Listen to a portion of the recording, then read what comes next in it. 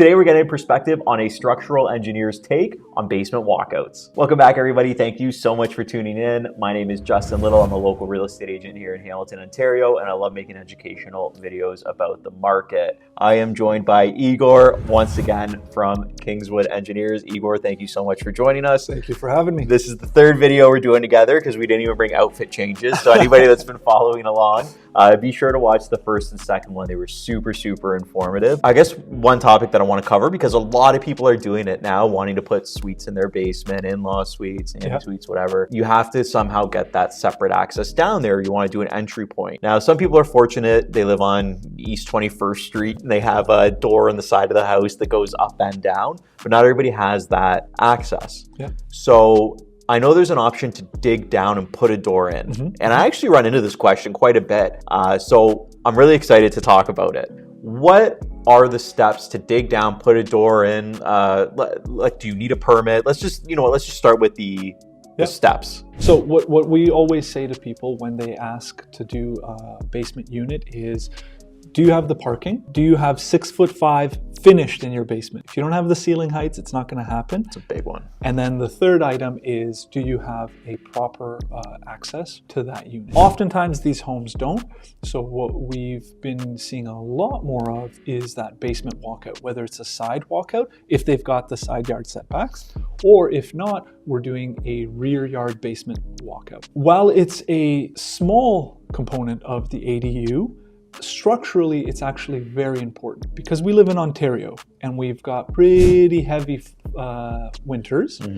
We run into frost heave issues, which is if our foundations aren't deep enough or insulated properly, we get the cyclical heaving, which can wreak havoc on your foundation. So the number one thing we deal with is making sure that contractors do the right steps to avoid frost heave, to have proper drainage.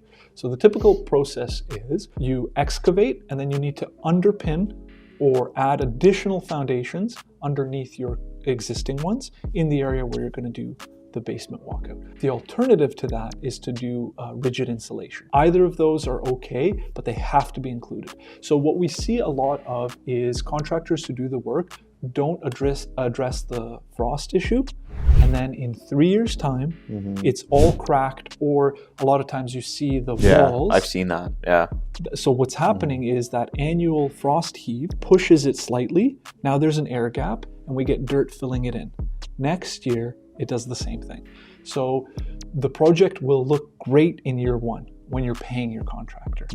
But in 2-3 years, you're going to have some big issues. And that's when a structural engineer needs to get involved prior to the start of the basement walkout to make sure that it's designed to address these issues. Yeah, and so is a permit necessary when you're doing this dig down? I'm talking the dig down, what I'm envisioning is it's the steps down, you have a little landing, usually you see a drain in there, and then it's your doors there, right? I'm saying the drain because usually you see it. Some people would be surprised. Well, I guess you probably wouldn't be surprised. But Excellent point. I want to raise this. If you don't see a drain there, that is the telltale sign that it was done without a permit and without an engineer involved. So when we talk about frost heave, it's water freezing. The drain plays an integral role in getting water away from our basement walkout. So if you don't see a drain, that means the water is sitting around there and it's going to be in the soil and it's going to heave. So sorry, ask the question again. No, I was just going to say, do you need a permit to do this type of work? Is it 100% necessary? Is the city going to come back on you if you don't do it? Is it? Actually, we're dealing with one now where the city came back at someone who didn't do it with a permit. This is one of the projects where I would say, for sure you need a permit, but I would highly encourage it because of the amount of incorrect foundation work that we've seen. So a lot of people know how to pour concrete. They don't know how to address the drainage and the frost heave issues. So highly recommended, specifically this project, pull your permits. Yeah, and that's true. Like a lot of people know how to pour concrete, right? They know how to do it. They can make it look good. But you're right, the drainage is a huge one. I actually had some concrete done at one of my places that they didn't. I put a walkway in, the drainage wasn't addressed, and I had to have somebody come and actually fix it. The cost overruns on fixing concrete work. And that's it. So with the permit, I want to reference to sometimes I don't know if you've ever seen those videos of the guys, they have the saw that cuts like the door in that. Is that something that would require a permit to do that? Yeah, so when we're seeing, we usually see this in egress windows. Another place where you have to get your drainage right. If you're going to put in an egress window, make sure that your well also has proper drainage. We're trying to get the water away. Sorry, I keep bringing it up because it's drainage is huge. Near and dear to my heart. It can be devastating to the house, right? And when it comes to the structural component of your house, the foundation is one of the most important because that's the one area I think of a house that you really don't want a critical failure. Yeah, we can't escape it. We live in Ontario. We're going to have freezing every year. So you see all the California shows, the Modern Family and whatever. Yeah. They don't have any foundations. They just build on grade, and it's because they never have freezing. Ontario, different story. It is a serious issue. So definitely expanding egress window openings, basement walkouts, those are highly recommended to get permits to make sure that you're addressing those. And by the egress, you mean, like you're expanding the window, like you're not just replacing the window, but you're actually cutting a larger opening. When you're cutting the larger opening, you definitely want to address the structural beam above the opening. And also you really want to make sure that now we have a window well. So instead of the water going away from the home, it's collecting inside our window well. So it has to be tied into the existing drainage system or the weeping tile. That's a good point, right? Like with the egress window, now that we're touched on that, because a lot of people want to put a kid in the basement or something, and they want to make sure that they have the proper window so it's just safe in case of fire, right? Yeah. With that, so what would the costs be like to go through the permitting process with that, just to give somebody an idea that's interested in doing an egress window? Yeah, so when we're doing an egress window, anywhere from $1,000 to $2,000 for the building permit drawings. I've seen the costs on windows from $5,000 to $10,000, depending on the quote. Stay away from contractors that do this type of work without a permit, because inevitably you're going to have drainage issues or you're going to have structural issues. Yes, you can just cut it, put it in, but the long-term viability is really poor on contractors do it without permits. So $1,000 to $2,000 for the fee, and then how much for the permit?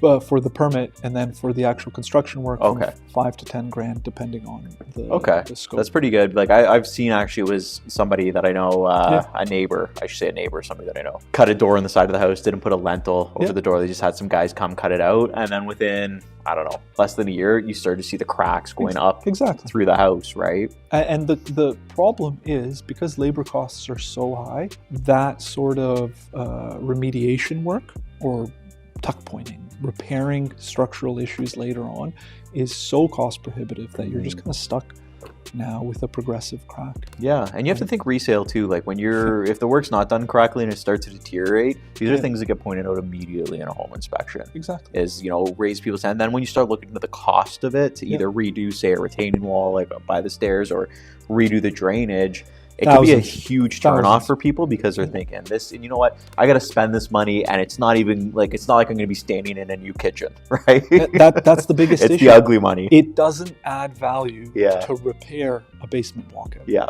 You're just paying twice for it. Regarding the egress windows, I do want to give one big hint. So what we've seen is people, they're going through the effort of doing an egress window. I would like to recommend go with the largest window you can put in. So do a 3 by 4 foot window. The end effect, the finished effect on a large basement window is transformative. So in terms of how it makes the space feel, it's really, really worth spending the extra, $2,000 to go with a much bigger window. Yeah, I had well, that's one way that a client, because you have to have the certain light percentage when you're doing a legal basement. And one way that they rectified it was just, they had to cut the egress anyways, so they just put a massive window in. It's amazing, so much more light, right? Totally different. Huge difference. So and for the contractors, they're doing pretty much very similar work. The window cost itself is a couple $100. From a $300 to a $500 window, that should not be the reason to avoid it. So I preach it. I'm able to convert some clients Yeah. into making it larger, and the effect always is fantastic. Yeah, that's awesome. Yeah. That's great information. Thanks so much again for filming with me. I appreciate it. Hey, we got to do it again. We will. We'll do another series next year sometime. Or whenever this airs. One of these might air in January. So we'll do it this year sometime, I guess. Excellent. But thank you again so much for tuning in each and every week. It's a pleasure having you watch along with us. And I look forward to talking to you again next week.